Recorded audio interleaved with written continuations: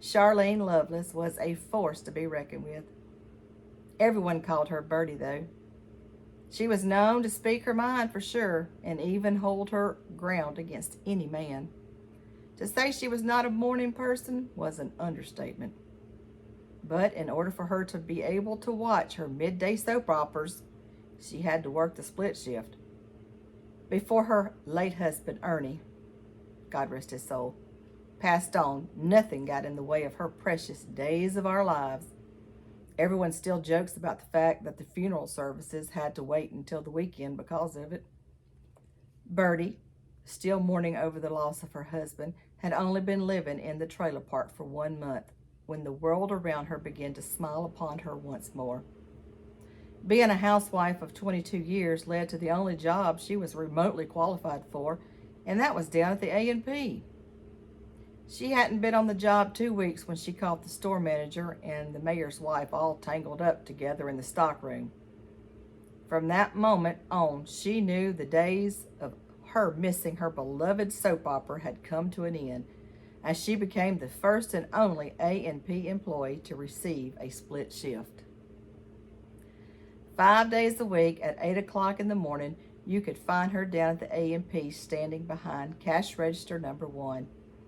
Depending on the traffic at lunch, she would be pulling back into the trailer park with a minute or two to spare.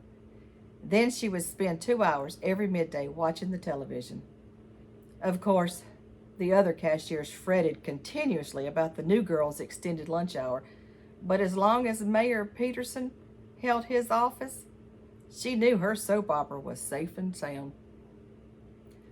Up until the fateful day of accidentally walking into the stockroom at the right time, she made the best of her unfortunate situation and settled into a cashier's life of sore feet and aching back.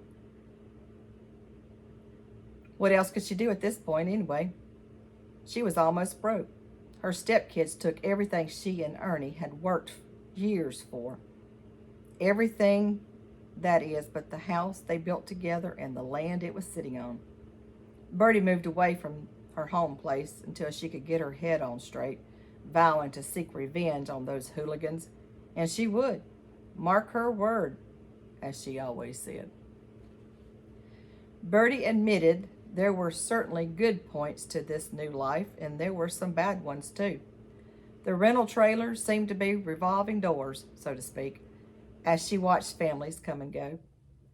And while she had befriended a few neighbors here and there, she was sad to admit her first best friend was a 7-year-old named Ruby. Once a day during the summer months, the child would knock on the door, always around lunch hour it seemed. Before long, Birdie realized it was not by mere coincidence, but more of a fact the child was hungry. It was from that moment on there seemed to always just so happen to be an extra sandwich waiting when she knocked. It never failed the child would eat just half, wrap the other part in a paper towel for her little sister.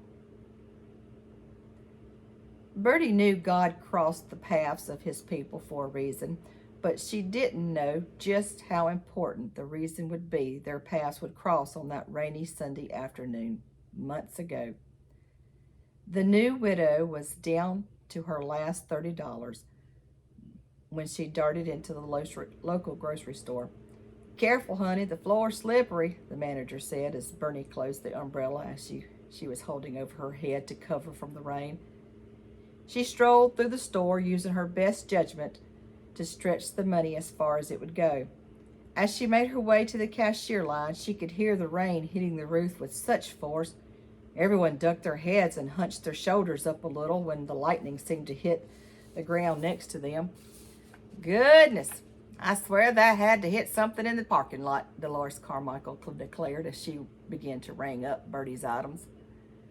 "I'm sorry for the long line. Becky didn't come in again today." Dolores rolled her eyes and tilted her head in the direction of the empty cash register next to hers. Truthfully, Birdie didn't mind the long line because she was not looking forward to the rain-soaked jog back to the car. "I'd rather be in this line than out there," Birdie responded. Everyone waiting in line could tell the manager appeared to be aggravated. "I'm sorry, folks." Sorry for the wait. We are an employee short this morning, he apologized to each customer as he helped Dolores bag the groceries. Birdie was still standing inside the glass door when the orange help wanted sign went up.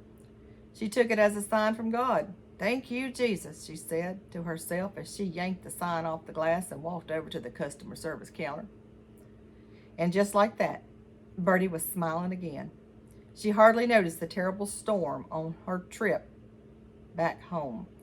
It wasn't until she was getting the paper grocery sacks out of the car that she noticed herself getting drenched. She didn't care. Nothing could dampen her spirits now. Not even when her wallet slipped out of her hand, flinging loose coins everywhere.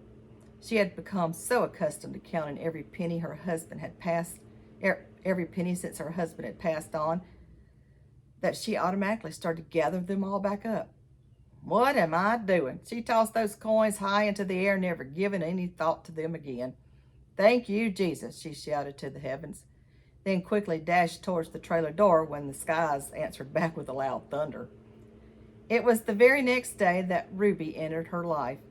She noticed a group of children gathered together at the bus stop near the mailboxes 100 or so feet from her trailer. At the request of the post office, the mailboxes were placed at the center of the park, tremendously decreasing the mail delivery time. One of the children, a little girl, was playing in the street. Or at least it appeared she was playing. Child, get out of that road before you get run over. The child stooped down as if she was picking up a coin. Ruby paid no mind. In fact, she didn't even hear the lady speaking. Child, get out of that road before you get run over, Birdie yelled a little louder. Ruby noticed another coin, a quarter, and stooped down once more. Birdie took it upon herself to go over and discipline the child. Didn't you hear me talking to you, young lady? Ruby was busy counting all the coins she held in her little hand. The child sighed heavily. I just need 10 more cents, she said to herself, not realizing the adult standing a few feet away. 10 cents? For what? Birdie actually startled the child when she asked. Lunch, Ruby quickly answered, all while desperately searching the road for another coin. The school bus arrived.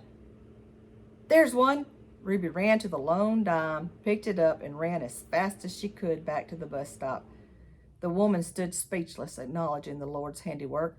From that day onward, Birdie made it a point to toss coins into the road, both of them having no idea this moment would be the moment that would change their lives forever. I have come to fall in love with the character Birdie. I mean, Ruby Ann, of course, is the main character, but Birdie, I have fell in love with Birdie. She is a force to be reckoned with, and before this is over, she would get her revenge on her hooligan stepchildren. Y'all take care. Thanks for listening.